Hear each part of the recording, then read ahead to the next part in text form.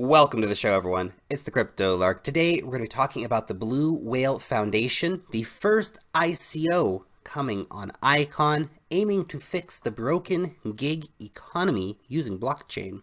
We're going to be getting into just how they propose to do that after a quick shout out to everyone who's been hitting that like button. Of course, everyone who's been subscribing to the channel. If you're not subscribed to the channel yet, make sure you hit that button down below or the bell to stay up to date with all of the latest in the crypto space. Furthermore, this is, of course, not professional financial advice. This is just a dude talking about cryptocurrencies on the internet. This is an ICO. Please do your own due diligence for investing your own money because there is always a certain amount of inherent risk in investing in any ICO. This sale does unfortunately exclude the citizens of the United States and Canada unless, of course, you are an accredited investor. Furthermore, the team at Blue Whale has reached out to me to do a sponsored review of their project. But as always, I have, of course, reserved the right to keep it an open and honest review, so let's get into it. Freelancing and the gig economy are growing at an exponential rate at the moment. Estimates in the US alone predict that by the end of the next decade, more than 50% of people will be engaged in the gig economy. Now, on the face of it, that sounds great, but when you start to look a bit deeper, you realize there's all kinds of lack of protections. There's insecurity about where your next paycheck's going to come from. High commission fees are currently charged by the tech giants who are reaping the biggest rewards from the services that they are providing. And of course, the people who work for those tech giants are not actually employees, so they don't get things like retirement funds, health insurance, help with their taxes. That all has to be taken care of by the employee. There are basically no benefits. That's where Blue Whale steps in. They want to solve some of these underlying problems facing the gig economy. There are a few key areas that Blue Whale is going to be focusing on in order to try and bring all of this to fruition. The first is what they're calling the Contribution Activity Manager. So this is going to track and reward those who are recommending service providers. Essentially, this is community-driven marketing. It's also going to be handling arbitration, which is very important. And of course, if you want to set yourself up to be a juror in that system, well, you can also get rewards for participation.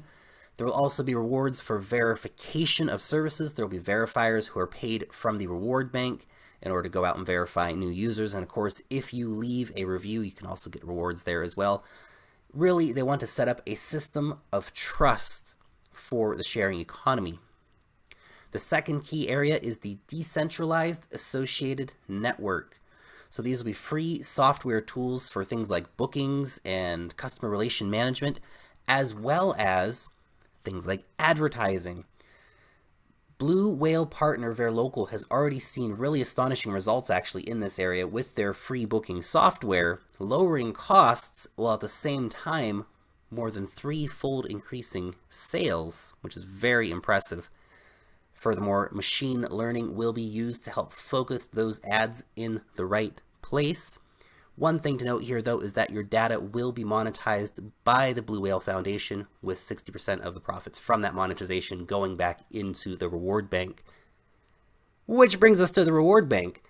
Now, this is essentially the Blue Whale Bank. So this will receive fees from things like advertising and give out rewards for people doing things like being in the arbitration courts or verifying new service providers.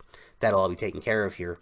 Now, 20% of the total amount of tokens are going to be going straight into the reward bank at the start in order to really kickstart the ecosystem. But moving forward, 60% of profits will be returned to the reward bank in order to keep the ecosystem going long term. And that'll be used to offer really innovative things like sick leave to people working in the gig economy, which is, of course, absolutely massive. Now, one thing to point out here with things like sick leave is that should there be a situation where there's not actually enough coins in the reward bank to pay out all of the people on sick leave, they may issue new coins in the future, which may lead to some potential inflation further down the line. You can also earn rewards for things like your pension. Yes, you can save up future payouts for a pension, which is very, very interesting for a blockchain project. They'll also be looking at decentralized mergers and acquisitions, essentially white labeled dApps, really adding trust and utility to the ecosystem. Platforms can even issue their own coins, although they must maintain an adequate reserve of Blue Whale Exchange tokens. The DAO is going to be their main governance structure. This will be a federated system with Blue Whale at the center and smaller provinces being able to make up their own rules to an extent, so long as they do not really impede on the federal rules. And finally, the token will be used to pay for services like ads, but also will be used to issue out rewards, reward people for taking part in arbitration, and of course it will also be accepted by all of the different dApps in the Blue Whale ecosystem. Having a look at the team, it is a very impressive team indeed. It is a big team and a team with lots of experience. The CEO, Will, for example, he's a serial entrepreneur. He's also the one behind VeriLocal, which is the company we mentioned earlier. Hyun Jin, 20 years of experience and formerly of Samsung. Ha-won is the CEO of a company called Dtube, which is a global blockchain service operator. Jay is the former VP over at Samsung. And that's just the tip of the iceberg. The team here is quite extensive, a lot of people with a lot of great experience, and even some very well-connected and highly experienced advisors on the list as well. 2 people from the Icon Foundation Council, as well as the CEO over at Stormex. So a very impressive collection of people indeed. Before breaking down the roadmap, I did want to highlight some of the partners as well. As mentioned, we have VeriLocal, which is going to be providing some software solutions. But then we also have companies like Kozaza, which is the Korean equivalent of Airbnb. Dalkomsoft is a Korean music and entertainment company. Crowdworks, Korean crowdsourcing company mainly focusing on Mechanical Turk. And that is just a small sampling of the already announced partners. And the team said that there will be quite a few more partnership announcements coming in the very near future. So that's something to stay tuned for. And of course, Icon. They have the full technical support, and that is massive, by the way, of Icon, not to mention the fact that Icon's really going to be offering Blue Whale that interoperability, which is going to let them communicate really across so many spaces. So a very powerful partner to have indeed. Let's check out the roadmap. Now, the roadmap really kicks off from Q4 2018 in my mind, because that's when we're really going to see the alpha rolling out in 4 different geographic regions: the USA, Canada, Singapore, and Japan, which is of course a very spread out region. A lot of different countries we're focusing on at one time, which is perhaps a concern that you might want to highlight.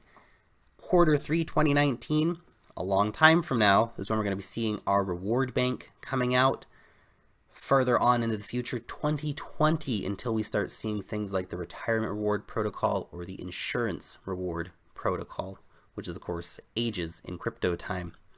Some other concerns you may want to have in mind: we do have, for example, health and medical benefits planned, but of course, as we know, that can be very tricky in implementation.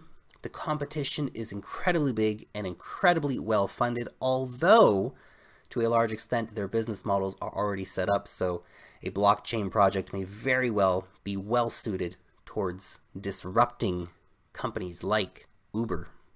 Although we do have a lot of blockchain-based projects entering the gig economy space now, because really it is a very good fit for the giggers. Not to mention that this is a huge ecosystem and a project of a massive scale, which can of course be very challenging, bringing all of these different communities in, getting the message out to people. It can absolutely be tricky indeed. And the final thing is that they've actually got a very small social media presence in the West at the moment. Now, they do have a lot of people on Kakao, for example, which is a South Korean messaging service. But for a company which is planning to roll out Q4 in Canada and the USA, they really need to work on bringing up their social media presence in the West. Let's get into the token sale. The sale itself is kicking off in May. In total, there will be 104 billion tokens, which is a lot of tokens. Half of those are going to be available for the public sale. In total, they are raising 52 million Singapore dollars, which at the current rates is right around 40 million US. The price is locked 1 Sing to 800 tokens. Now, 50% of the tokens are going to the public, although for the main sale, it's only about 20%. 38% are going for the company and community reserve to help kickstart the ecosystem, and only a small percentage, 12%, is going to the team on a 3-year vesting period, so they're really locked into carrying out the roadmap. Ethereum and ICON will both be accepted during the sale. Any unsold tokens, should there be any, and I don't imagine there will. I have a strong feeling this is a sale that is definitely going to sell out. They sold out the pre-sale, and the main sale is going to sell out as well, in my humble opinion. But should there be any, they will be burnt. There is a really good breakdown as well in the white paper of how they're planning to spend the money. It's much more intricate than many white papers will give you. So that's a real nod of respect from them to the investor. Now, the bonuses is something you might want to keep in mind as well. During the private pre-sale, there was a 50% bonus for approximately 10% of the total amount of tokens. Those all went to strategic investors, venture capital funds. The pre-sale bonus was 30%. That was about 20% of the total amount of tokens. Now, those are going to be locked for 3 months after listing. And should you get into the sale early when the main sale kicks off, there will be a 10% bonus for early bird investors in the main sale. That's a lot of bonuses though. Now the coin is scheduled to be listed in Q3 of this year, which is a long time from now, but they do have a new advisor on board, the founder of OKCoin, and he is working to speed up the process of getting listed, so you might not have to wait so long to get liquidity for your tokens. Blue Whale offers a lot of opportunities. The gig economy is something that's only growing, and anyone who can offer extra services and really add extra value to people working in the gig economy are going to have great success. As we continue to move more forward, freelancers will be demanding more from what they're doing. Blue Whale may very well be poised to give them that added value. Not to mention, of course, that this is ICON's first ICO, which will make it a very high hype, high perspective ICO. But those are just the two Satoshis of a dude talking about cryptocurrencies on the internet. You'll let me know what you think about it in the comment section down below. Long live the blockchain, and peace out till next time.